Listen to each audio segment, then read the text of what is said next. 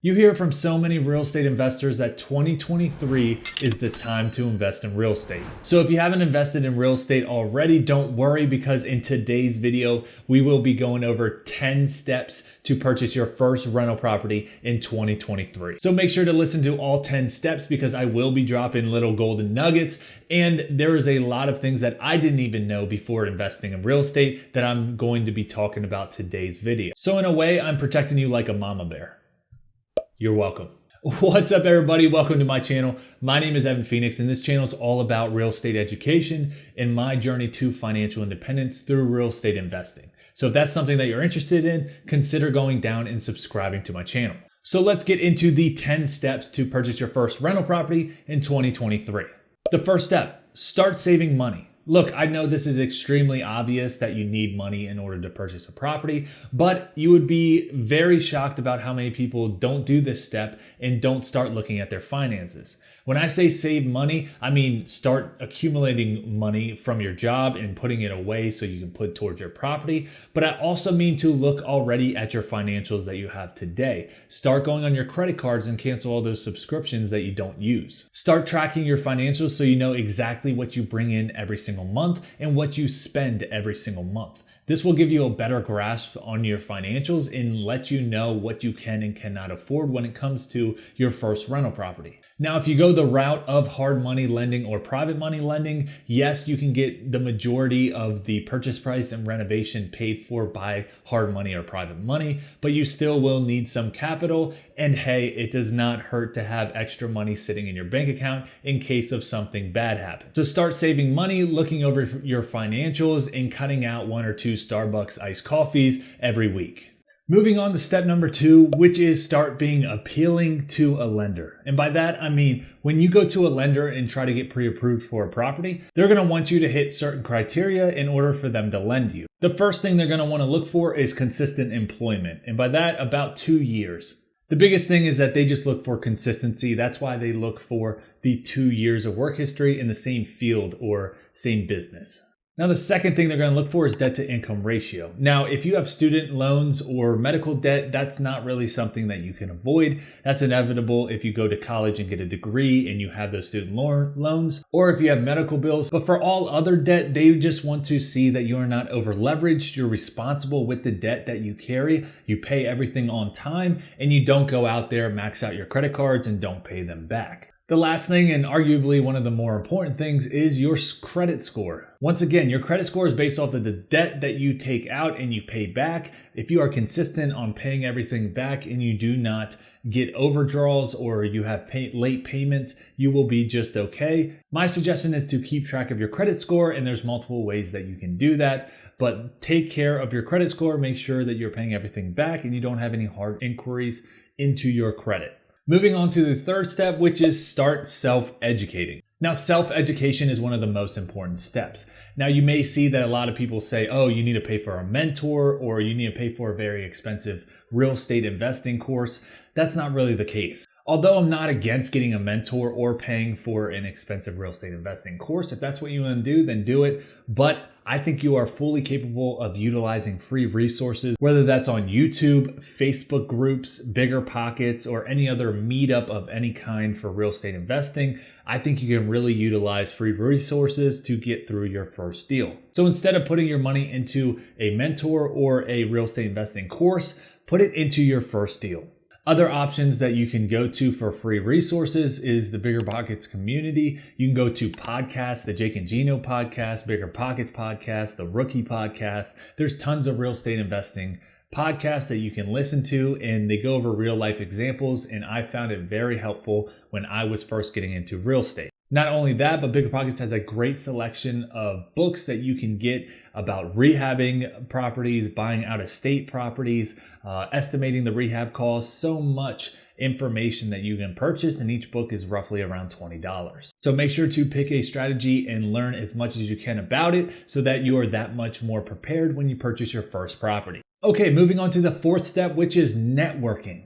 Now, this is key to your success, and as I've heard before, your network is your net worth. And it's true. By attending local meetups, Facebook groups, or any type of real estate investing event, you will be able to be in touch with so many people that are also in the real estate industry. And the more people you know, the more it's going to help you in your real estate investing business. Getting the word out there to everyone that you're interested in real estate investing can provide a future mentor, can provide a great contractor contact, can provide a great real estate agent. It can provide so many opportunities and so many resources to make you more successful and help you out in the long run when it comes to your portfolio and growing your real estate business. So get out there and tell everyone that you are in the space of real estate investing and you want to know everyone that does real estate investing as well.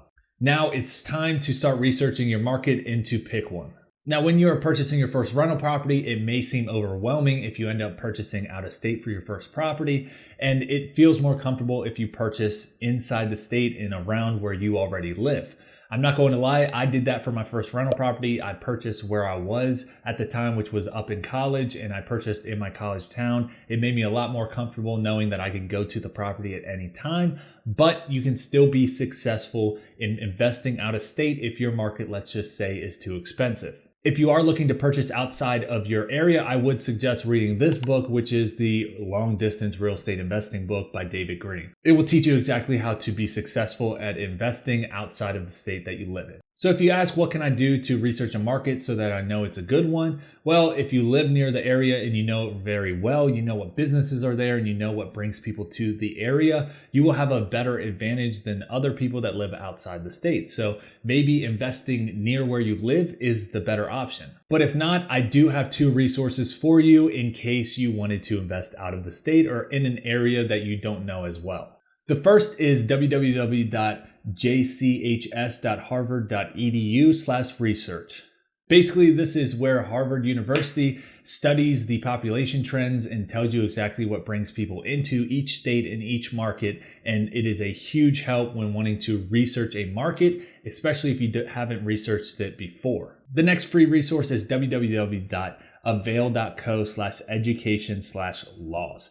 This will tell you exactly the landlord-tenant laws in each state. I believe they're missing about 4 states, but for the most part, for the majority of you, you will be able to see exactly what the landlord and tenant laws are so you can follow them and brush up on your education for when you do purchase your first rental property. I hope those two resources help you, and good luck researching and picking your target market. Moving on to number 6, which is practice analyzing deals. The more practice you have, the more comfortable you are when it comes to deciding on purchasing a property, and you really want to get nitty-gritty with the numbers so you understand exactly what's going to happen after purchase. You're going to know what your expenses are, you're going to know what the income is coming in and what you can get for rents, and you're going to know exactly what your cash flow is. And lastly, you're going to know what the property is worth after you repair it and you put some money into it.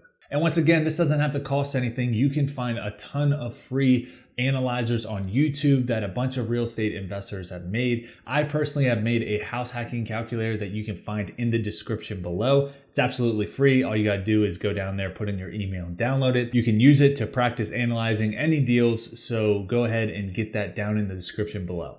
The one mistake I see when people start analyzing deals is that if it doesn't work the first time they analyze it at the purchase price, then they forget about it, they move on to the next one.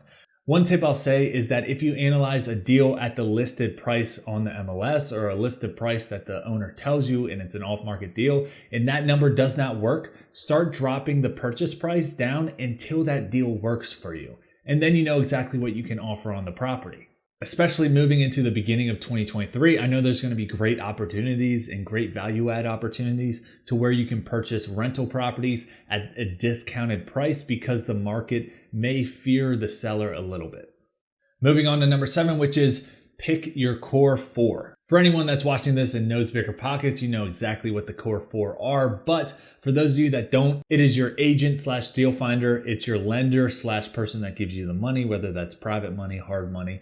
It is your property manager and your contractor. Now, it's pivotal that you pick an agent that knows about real estate investing and maybe even has rentals themselves, because they'll know exactly what you're looking for and what makes a good rental property. It'd be also wise of you to get set up with wholesalers in your area that only work with investors typically.